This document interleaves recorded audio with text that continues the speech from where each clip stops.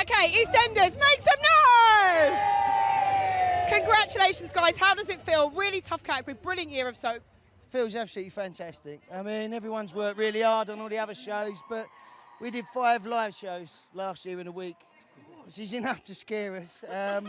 Everyone's played a great part. Our man Dom over there, he keeps surprising even us. None of us knew that Dame Peggy came back last Friday until we watched the episode. Steve McFadden, the best drunk in the business. As an actor, we're absolutely delighted. Thank you. Richard, why do the public love EastEnders? Because it's the best show. The best show. It just is. Like, you know, everybody else has done well, right? Is it? Daddy calls it The Farm. Very good show, right? But we're just the best out here. Well, listen, congratulations. Well done.